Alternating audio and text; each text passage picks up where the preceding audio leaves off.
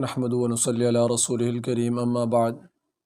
ان لکل دین خلقا و خلق الاسلام الحیا۔ 14 فروری ویلنٹائن ڈے کی حقیقت کیا ہے؟ مغربی ممالک میں اس دن کو بڑے شد و مد کے ساتھ منایا جاتا ہے اور اس کو یوم عاشقان اور یوم محبت سے تعبیر کیا جاتا ہے، جس میں بے حیائی، بے غیرتی اور بے شرمی کی ہر حد کو پار کر دیا جاتا ہے۔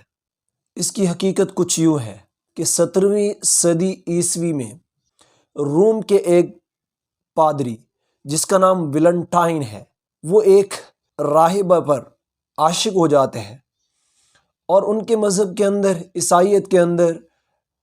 جائز نہیں تھا کہ راہب راہبہ کے ساتھ نکاح کرے، تو اب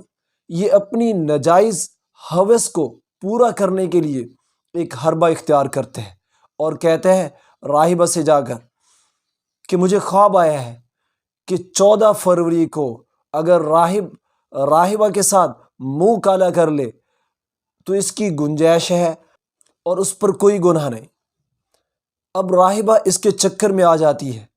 جس کے نتیجے میں یہ راہب اس راہبہ کے ساتھ 14 فروری کو منہ کالا کرتے ہیں۔ نتیجتاً وہی ہوا جو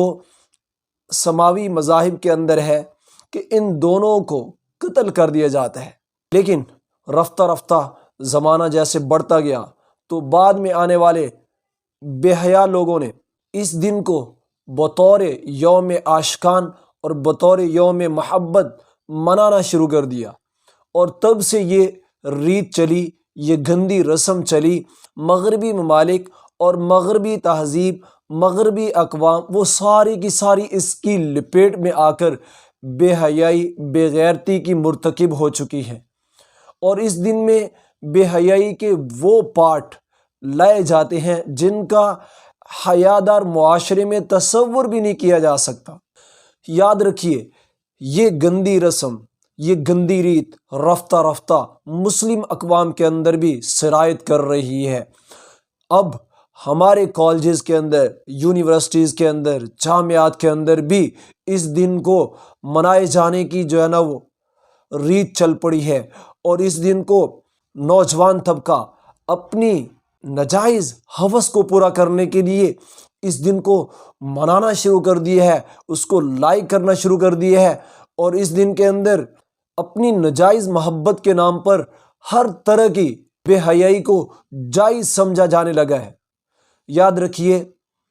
ایک مسلم معاشرے کے اندر اس کی بالکل گنجائش نہیں،